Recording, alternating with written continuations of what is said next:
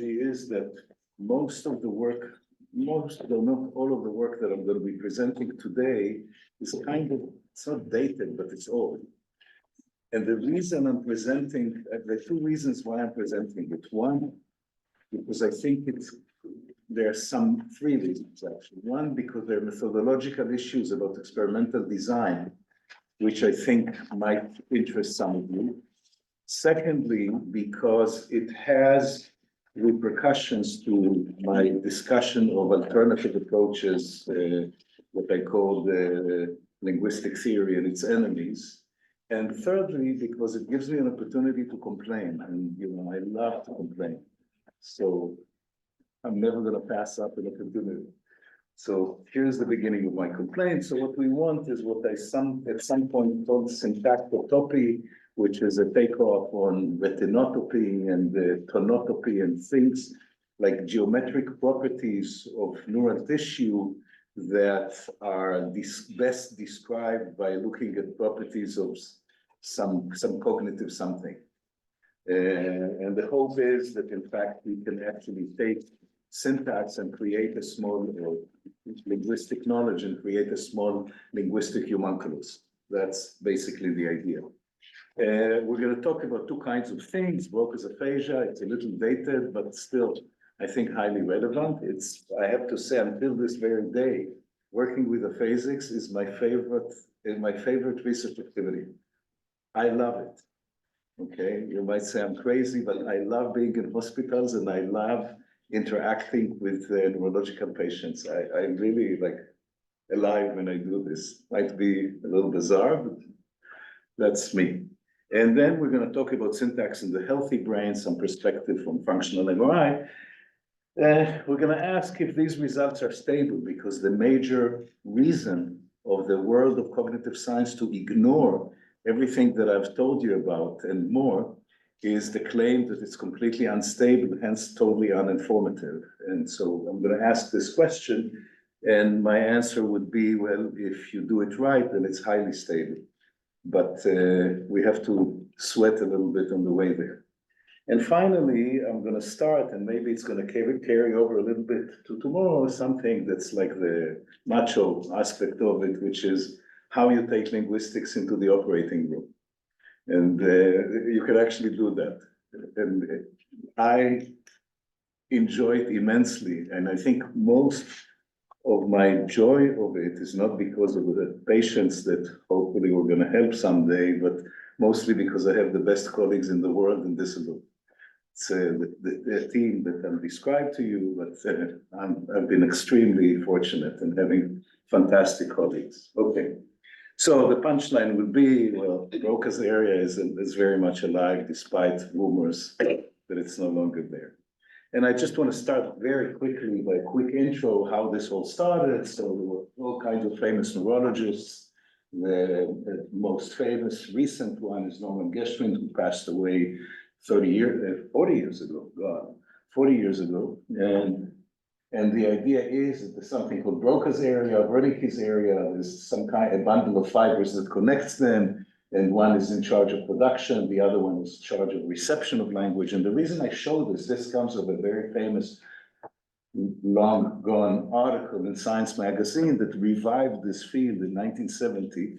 And what I'm showing this in order for you to see the level of anatomic precision. So I don't need to convince you that language production and language reception are not exactly informative, namely language modalities. Maybe it's something, but it's not what you want. But you should also be impressed by the level of accuracy. And I can tell you an anecdote, which is kind of telling, that is, he wanted to draw this bundle of fibers that's known as the arcuate fasciculus. And he went to the best anatomist of the time here at MGH, a guy named Deepak Pandya. I think he's still alive, but I'm not sure. And he asked him, where is the arcuate fasciculus? And Pandya said, I don't know. It's a very difficult dissection. And, he said, I don't know. So this is the result of the graphic artist. That's it. This is not anatomy. This is art, graphic art. And it's important to know these things. So this is what generations of neurologists and neuropsychologists have been trained over. And that's the level of precision. Well, the next generation, which is the generation before me, was to try and identify each of these areas with some syntactic level of description, whatever that could possibly mean, especially given that the notions were kind of rough on the edges theoretically to be generous. And so progress was made, maybe at least some controlled experiments were introduced. It was not just a bedside kind of, how are you, what's your name, what time is it, what did you eat for breakfast? They went beyond that, but still, there seemed to be a lot of inconsistencies. People tested different things, and the next wave, you might say, at least for a time, and it was all based on patient work. And the majority of patients, because imaging did not really exist, functional imaging was far from existing. There was some EEG work, but extremely inaccurate, highly noisy, and with no spatial resolution almost. So everything depended on patient work, and the idea was, there's a lesion that the patient has, and we do this reverse engineering. Typically, it would be a disruption of the left middle cerebral artery. So if you look at patients' records and reports in the literature, you'd see it would say left MCA. This is the usual etiology, the reason for the disease. Some stroke over there. Typically, you don't want to use patients with tumors or other kinds of things because it distorts the brain altogether. The brain lives in an enclosed space called the skull. And if there's a space occupying lesion, it distorts many things. So basically, you want to use stroke victims. That's the source of this kind of stuff. And you see this thing. And this is some kind of a subtraction logic. Namely, if you lose a piece of it, you want to get evidence for the critical involvement of the missing areas in some function. So the advantage of it is that you can actually build deductive models. You can take your linguistic theory, remove a piece of it or something, and then derive the expected performance. You really don't need the fancy mapping from your theoretical statement onto some kind of measured variable. It almost, not really, but almost comes for free, almost. And that's an advantage. The disadvantage is huge variability, a lot of noise, variability both anatomically and also behaviorally. You capture these people usually late in life. They've been through all kinds of stuff you don't know. So there's a lot of variability. That's the disadvantage. But still, there were all kinds of things that could be done. So here's an example. You have like a 2x2 thing of relative clauses. People loved to talk about syntactic complexity, never defined it. And here you have two dimensions which are not unreasonable of complexity. One is the position of embedding, and the other one, which distinguishes the rows here, and the other one is position of the extraction side. So this is not for linguists, okay? It's some kind of a schema to make it graphically clear to people who don't know much. And you have like a 2x2 table, and you look at the performances. And what you get is that on the left column, you get above chance performance, namely it collapses across embedding type. But on the right-hand side, you get chance performance. These people guess. Usually, these are binary choice experiments. You have to basically decide who did what to whom, and if you're clever enough, you control for all kinds of things. But that's the basic picture. But people started complaining very early on that there's a lot of variability between patients. Okay, let's test it. Actually, somebody had a big career just out of that. A guy named Alfonso Karamazza, who's still a professor at Harvard, made a huge career out of attacking everybody else and saying there's a fantastic variability, and because there's fantastic variability, there's nothing we can do about it, and we should study single cases only. It's quite an amazing claim, but he kind of forgot one thing. He never measured the variability. He just never did it because it hit people's intuitions very well, including mine. It's very frustrating to test another patient and all of a sudden you see that this patient behaves like something you've never seen. but wait a minute, let's measure it. Okay, so we measured it. So, you know, I took, so here is a typical complaint by the late Rita Berndt, who had been a student of Karamatsa's at the time. Again, this is like old stuff, but it's kind of informative. And she pitted patients, individual patients, each patient is a cluster of these bars. And she had patients who had cases with movement performed better than cases without, patients who which I call the right stuff, namely, you know, moved constructions give you problems, but you know, things from movement from subject position, essentially not embedded, but from subject position, don't give you any trouble. And then there are all kinds of people who are at ceiling altogether. So this means there's nothing we can do about it. Let's just forget it. Okay, but at one point we decided to measure it. This was with a friend of mine, D'André, who's a biomathematician. And what we collected a bunch of studies that had been published, and we said, let's look at them. And what we did, because each study had a different number of patients, a different number of items per patient, and the measure here is error rates. So it goes from 0 to 1, but because it's a binary choice, getting 2 out of 4 is different from getting 200 out of 400. So you have to take into account the number of trials that each subject had. So instead of representing each patient's performance as a mean, we represented it as a confidence interval. That's the idea, like how confident you are, how representative is the mean. If you get 200 out of 400, then the mean is quite representative. But if it's like 1 out of 2, we don't really know. So a confidence interval is a representation of this. Here is a confidence interval on a binom with a level of confidence 0.01, pretty high. And if the line representing each patient is short, it means we can be quite confident that the mean is a good representative. If it's long, it's the other way around. And now what I did was we put the chance line in the middle. And if the line crosses a patient's line crosses the chance line, it means it could possibly be that this patient is a chance. That's the logic behind it, okay, informally speaking. And now we can ask the question of what gives us a distinction? Is it the rows or is it the columns? In our words, is it the type of embedding that contrasts the rows, or is it the type of extraction that contrasts the columns? And we can just measure it. It's very simple. And you can see that if you measure it, you can see that this way distinguishes red is subject relatives and black is object relatives. And you can see that if you divide it by rows, you get nothing, you get garbage.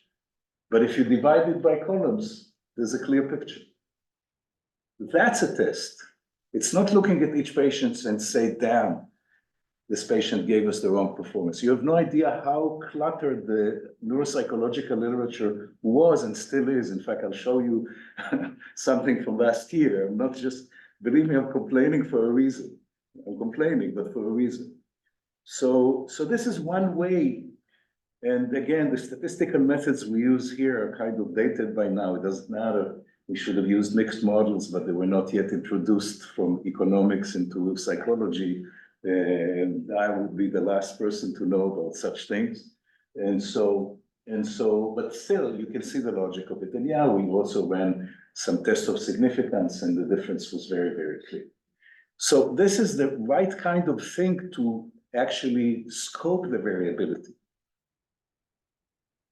But people do different things. So here's a paper that was published 2 years ago in Journal of Neurosurgery, and sadly, it's led by the 2 best neurosurgeons who do this kind of stuff, namely Mitch Berger and Eddie Chang at UC San Francisco. It's the same group that did this unbelievably good work in phonology that I showed you 3 days ago. It's exactly the same group. But every time they take a consultant who gives them the stimuli, in the case of phonology, they had Keith Johnson, who's an excellent phonetician, and he gave them the inventory. And he gave it to them in a way that's very systematic and can be studied. And here, they made a mistake and they asked Stephen Wilson, who's a neuropsychologist in Arizona, I don't know why, and they came to a terrible conclusion, which is that Broca's region does not produce Broca's aphasia. So you can see this is Broca's region, but now you know how to identify it, and you look like Broca's. You look at the symptoms of Broca's aphasia, as it were, and you find it in the temporal lobe. You look at Broca's aphasia at the location of Broca's area, and you don't find the symptoms. Whoa. So much so, I'm a lazy guy and I don't have alerts about articles in my email because I hate it. It clutters my email. And so I go on Twitter, and nowadays, I guess younger people than myself advertise their work on Twitter. So I found this on Twitter, and Stephen Wilson was, who I'm a follower of, was saying it, and he got rave reviews, and people said, we think it's time. This is why I'm mentioning Twitter, because the reactions were so fantastic. It's time to change the textbooks. Enough with this Broca's area. This is 2 years ago. Okay, so I did something like, due diligence of a stupid guy, me, which is to go and see what tests were given. What exactly is Broca's aphasia to these people? And, Stephen Wilson had a paper a couple of years ago in PLOS ONE in 2018, in which he displayed his new test of aphasia. And I just want to show you his comprehension test. Come on. Okay, so this is the comprehension test. Are you a man, a woman? Do you cut the grass with an axe? It's basically a version of the oldest tests that we've seen that were produced here, in the 1950s at the Boston VA hospital by Harold Goodglass. So this used to be called complex ideational material. You remember this? For Martin, it's like, I think it's waking up his worst nightmares or something, something like this. This was used 2 years ago as a groundbreaking paper. Now, it's not the fault of the neurosurgeons. What do they know? Their job is to recruit an expert. This is how it works. Yeah. Can you explicitly state your criticism on this? Because, I have no idea why this. Will you try to publish criticism of this?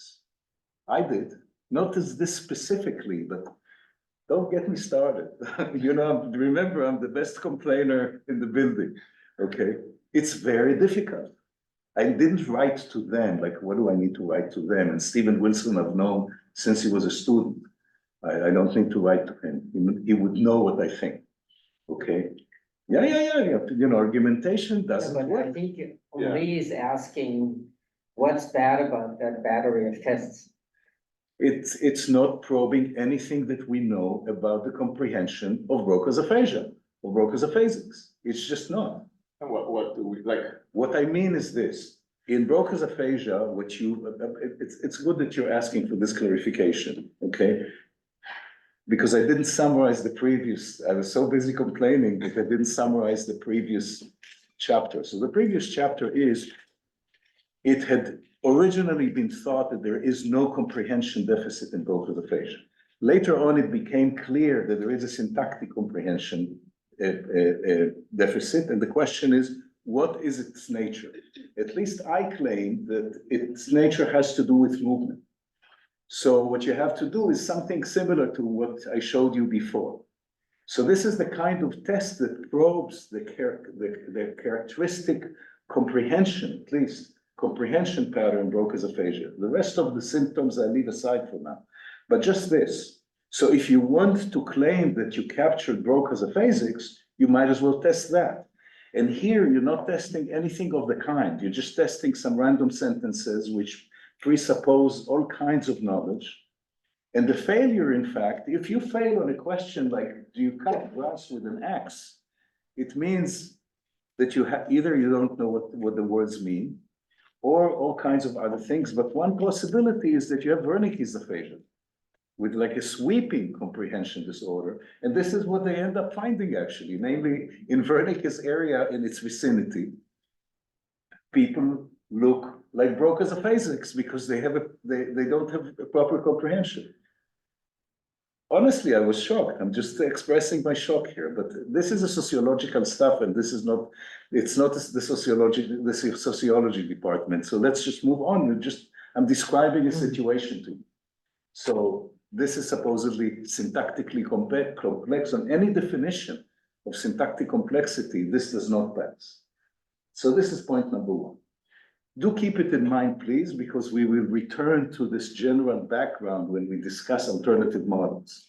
Because this kind of stuff that seems to be, that we're dealing with very messy literature, is one of the foundations on which the shift to machine learning models and their applications was made possible.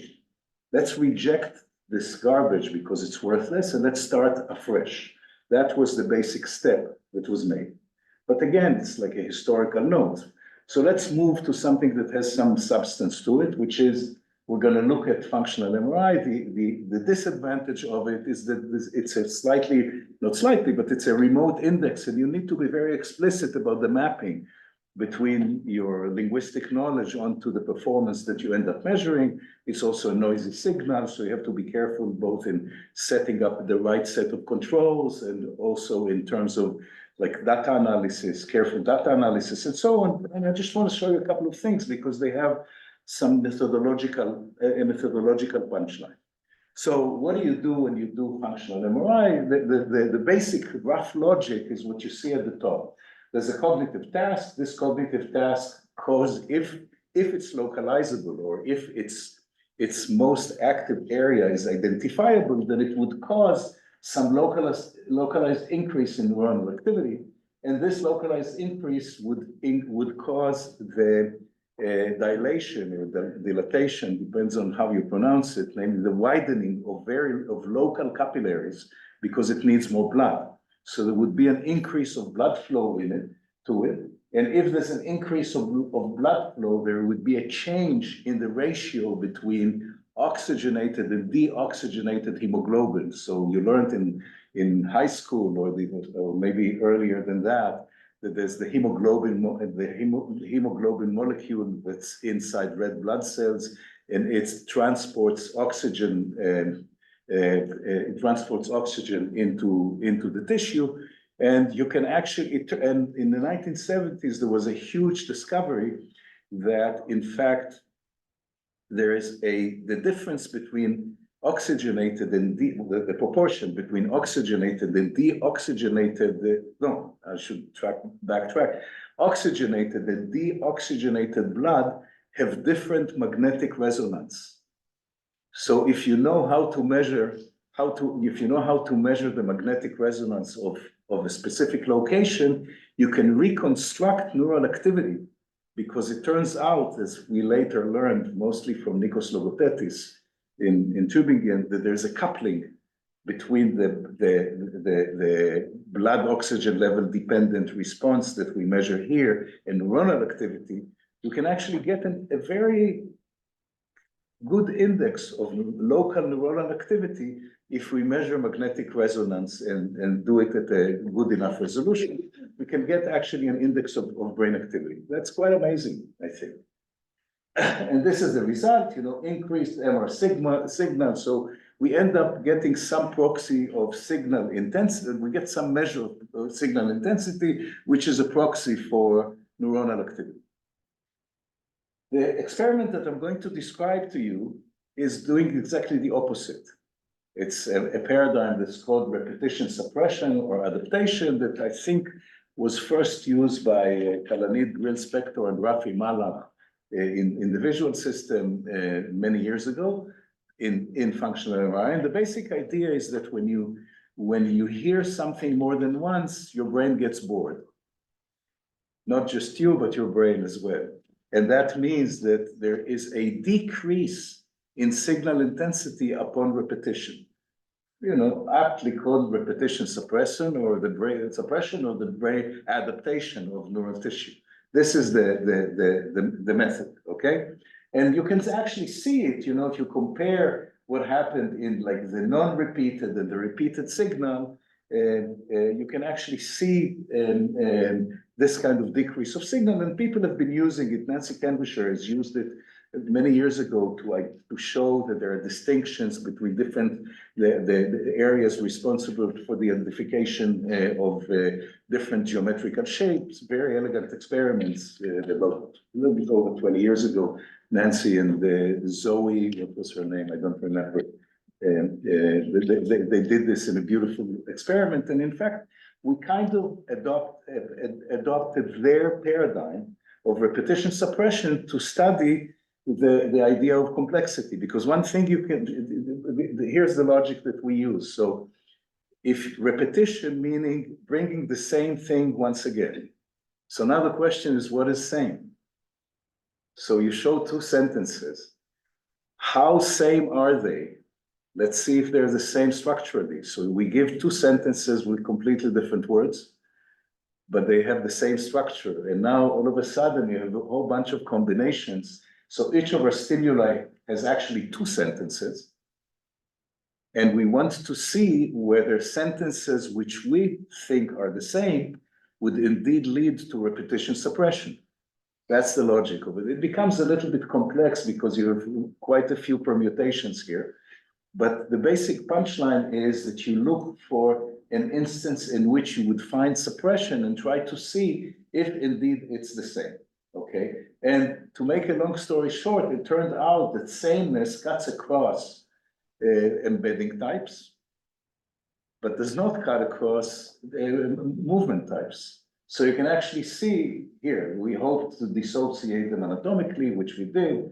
And what you end up getting, and you can see it, is that if you have a sentence which is the same in movement and the same of embedding, then you get the lowest signal because it's really the same all across, so you get low signal. If you have a sentence which is the same in movement but different in embedding, you get like you see here, you get about the same thing. However, if you change the movement type, all of a sudden the signal jumps. And you don't dissociate them completely, because if everything is changed, both movement and embedding, the signal is strongest. That's life. But you clearly dissociate movement, and the question is, where in the brain would that happen? And the answer is here. It's the same. This is the same graph. The answer is here. How do we know that this is Broca's area? Once again, Katrin Amunds's probabilistic atlases. Bingo, it's area 45. That's not bad. And it's the only area. It's like we know it's exclusive because we tested the whole brain. So this is experiment number one, but it leads to another question. And again, this is like I'm running a dialogue, not with you, but with the world of psychology. And I think it's good to have a dialogue with the world of psychology. First of all, because you should do it, because their concerns are legitimate concerns. And secondly, because you win. And it's not bad. I think for the most part, I'm serious, and they would never admit it, but you win. So here is a question, and this is really an issue of experimental design. So a dear friend of mine who passed away, a guy named Ed Smith, led a group about 25 years ago that studied working memory through something called the N-back task. So I don't know if you know what the N-back task is, but the basic idea is how many interveners are between two things which are the same. That's the basic intuition. So they would show a sequence of letters, and in condition number one, you'd have to say, don't argue about the details. Look at no, I can see you were making faces and you're right. I was making faces about. Oh, okay, sorry. No, because we don't want to ask whether letters are a good representative of language. That's why I was just look at the setup. So the setup is that you have in condition number one, they tell you look at the letter R. Every time you see R, push a button. And you measure brain activity. Then you say, I'm not giving you a letter, but just every time you see a letter, tell me if it's the same as the preceding letter. Okay, one back. And then you look at whether it's the same as the two preceding letters. It's two back, and you go up to three, and then everything breaks down. And now what you want to look at, this is what's called a search. It's a parametric. There's a parameter, which is n, and you're looking for some kind of an effect that would correlate with this parameter. Typically a linear effect. Okay, so this is the design here. You take letters and then you take faces. And because you want to ask if there's a distinction between letters and faces, you say, well, there's so many things that separate them apart. Let's just look if the effect of the increased difficulty of the tasks, if the task separates them anatomically. That's a parametric design. It's a very nice parametric design, actually. Again, forget about the specific question that is asked here. Just look at the design itself, and it's a nice design. And in this case, they actually found, this is a well-known paper in Science magazine. What you actually, before that, what you're actually looking at is the slope of the line, the slope of the straight line that connects all the means. This is a linear effect. So if you look at the slopes and you ask, is this slope significantly different from this slope, given what we know about the variability in the data? And that is how you do it. And this is pretty much what they find, Broca's area. So the claim was Broca's area is in fact in charge of memory. So here's a question, sending it back to us. Maybe the reason that we find effects of movement is just because of distance. It's a perfectly legitimate question. And it's not the kind of question that linguists typically ask, but it's, in this context, it needs to be asked. So fine with Andrea Santi, who I forgot to mention, Andrea Santi, who's now at UCL, a neuro-linguist at UCL. She was the one who did this previous experiment, part of her dissertation. We searched for a way to tease apart effects of distance from effects of some kind of a displacement operation. And we went to reflexives, we're not particularly creative. We went to reflexives, and in a minute you will see the advantages and disadvantages of this experiment. And what the logic behind it was, let's find an instance in which we do need some kind of a dependency relation and increase the distance and see whether we can separate between a dependency relation that's called movement from a dependency relation that's not. Something like that. That was the logic. And again, syntactically, it's all very crude, but I want you to focus on the logic of this kind of task. And you would also see that the concept of intervener for us was linear, because there was no for lack of better choices.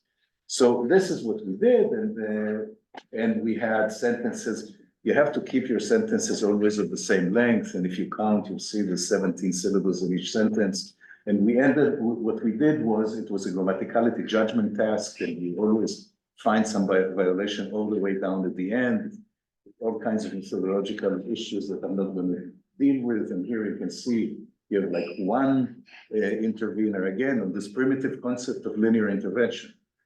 1 and 2 and 3, and then it's pitted against 1, 2, 3. I know that the structures are different, but this is the best we could do at the time. And what you see here are just the grammatical sentences. We had an almost equal number of ungrammatical ones, but we excluded them from analysis. Because I don't really know what happens in your brain when you make a grammaticality judgment of an ungrammatic. I don't know. I have no story to tell for the most part, not here. So the design was this, which is exactly the same kind of design as we've seen before. It's inspired by the Smith and Johnidis approach, this NBAC task. It's the same kind of design. I think it's a very good design, again, with all the syntactic problems that you can imagine, but this is a very good design in general that I would highly recommend to anyone, honestly. And this is why I brought it here, not because of something that I think is that profound. And once again, lo and behold, using the same probabilistic map, this is what we found. That's not bad. It's like a little bit of a historical revisionism because the adaptation paper came in later, but we actually, Andrea did these experiments about the same time, the time of dissertation, I think about 2006 or 7, something like that. So at least you can get, I hope you can get some, for those of you who will ever carry out experiments, I hope you can get some general idea of some designs. And once again, none of these designs is original to me. It's something that I adopted, or not even something that we adopted from fairly standard psychological paradigms. And personally, I highly recommend that people do this. But the thing is, yes. Well, I was just wondering why there's, I mean, maybe you don't want to get into the, like, why there's a negative effect for binding rather than like no. You know, Yeah. I knew you're gonna ask that. I knew you're gonna ask that, so just for you, I prepared this slide. And I have to tell you some methodological issues, okay? Just for you, I prepared this slide. Here's the story. Being in the magnet is a noisy experience. It's like somebody is drilling with a jackhammer next to you. No matter how good your headphones are, still it's a noisy experience. In the case of reflexives, the judgment task always involved some kind of a gender violation. It led to all kinds of complex manipulations of the sentences. You know, there are like 4 NPs and we had to control for exact gender, but the violation essentially was always gender. It's always in English, maybe in other languages too, it's always on an unstressed syllable, himself, herself. So in the world of noise, subjects couldn't hear it. And what we had to do is to do what's called intermittent scanning. We got it from an auditory imager, fantastic auditory imager named Robert Zatorre at McGill, who works on music. So it's intermittent scanning. You shut down the magnet for a particular part of the sentence and then you turn it on again. The limitation of it is that your sampling is diminished. The advantage is that subjects hear you. You know, we could do it in many different ways. I can tell you a long story about why we chose this, but the bottom line is we used intermittent scanning. When you start seeing, when you start thinking to yourself where the signal was, it turned out that, and we hadn't thought about it earlier, that in each of these sentences, there was a movement site. That shouldn't come as a surprise to you, that's for sure. So it's clear that even in the case of the reflexives that were always at the same position, we had movement, except for reasons of this parametric increase, the movement site kept traveling. I have to admit, we didn't think about it before, and you know, Andrea realized that, which I think was ingenious of her. She realized it after the fact. But now you can see if the rise, you know, the fMRI signal rises slowly. This is something that you know, it rises slowly, it's a few seconds. But the peak varied relative to the position of scan. So what you're actually seeing is some kind, it's not an artifact, it's a good signal, but it's not the signal that you should be seeing. So this is at least this is the hypothesis about this signal, you know, and thanks for asking. So I knew I should save this slide for the curious. So, okay, now, oh, come on. 1 second. So we were here, right?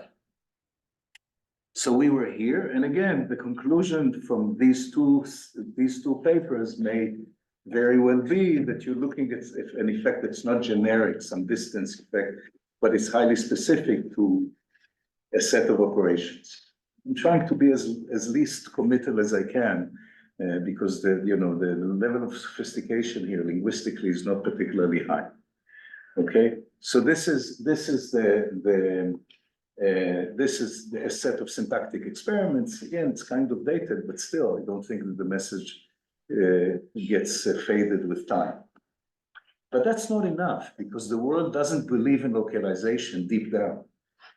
And perhaps the most important paper against localization is a paper that was published in 1989 or something like that by a very well-known neurosurgeon named George Ogeman at Seattle, who said, look, I tested many, many patients through this thing that's called direct electrical stimulation during surgery. So what's direct electrical stimulation? A technique that was invented in the end of the 19th century, like 1897, I think, or something like this. You take an electrode and you introduce very small currents to a particular piece of tissue and you basically paralyze it. You don't let it be active.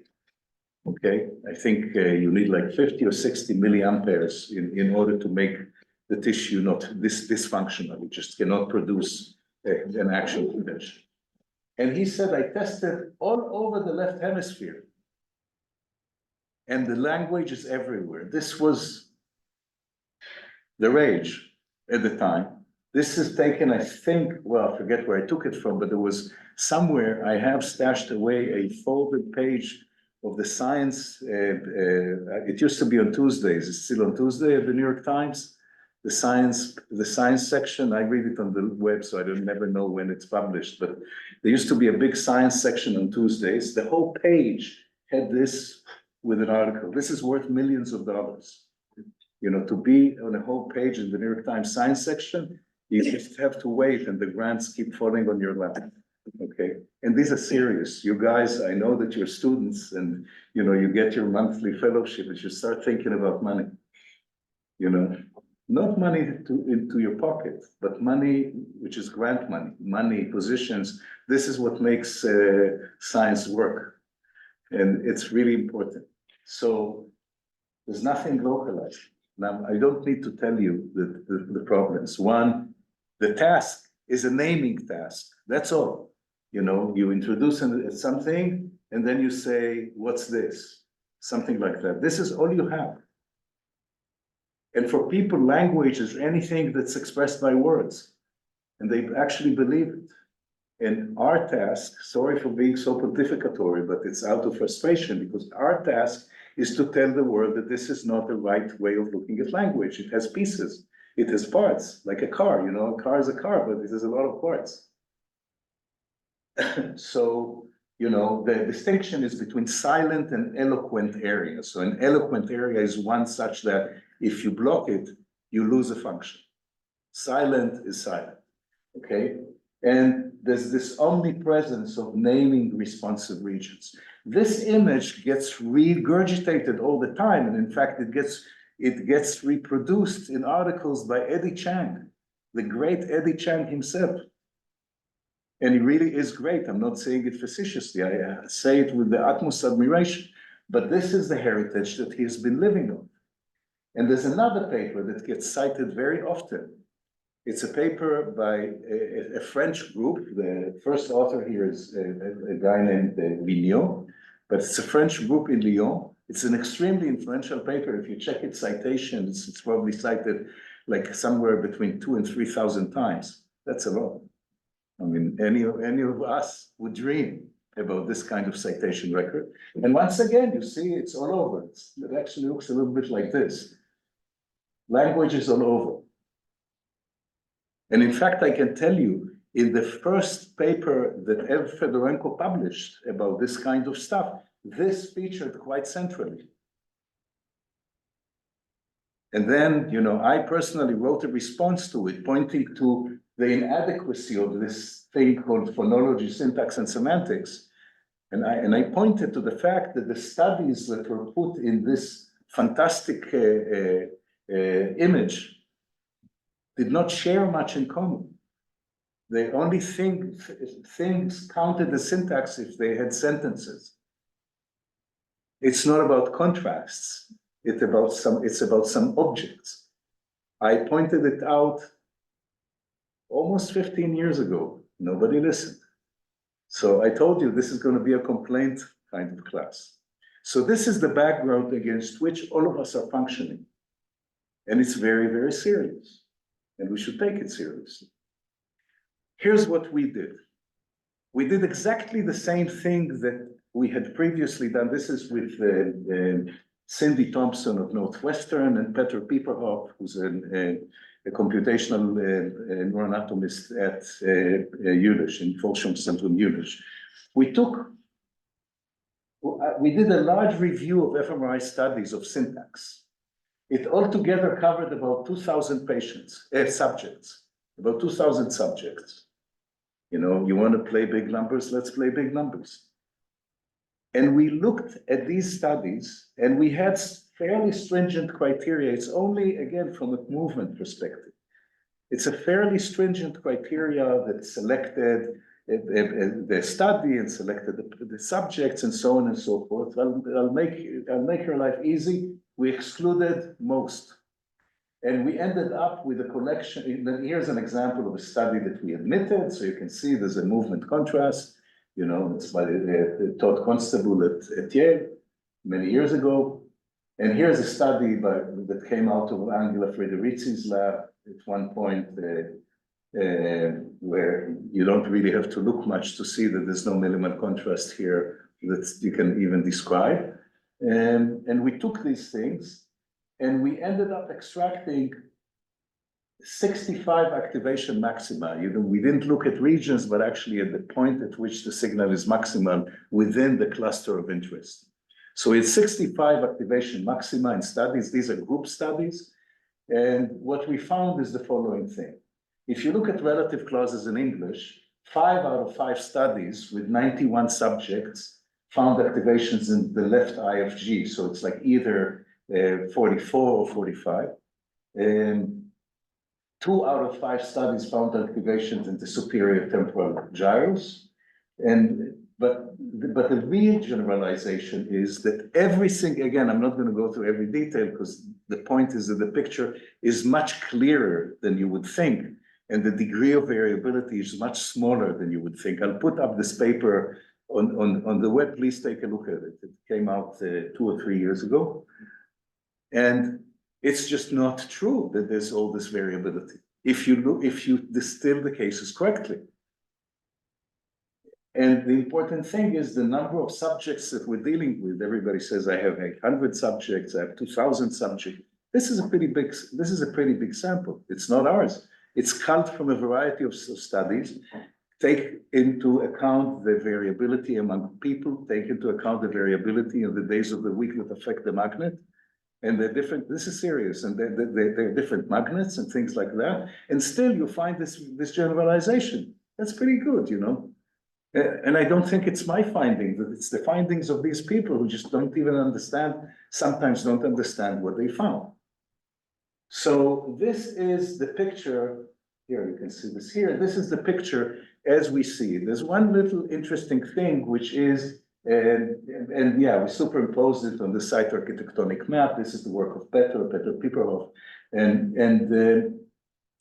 the interesting thing is that in studies of Japanese and German scrambling, we found activations in the right hemisphere, and I'm pretty sure it has to do with focus.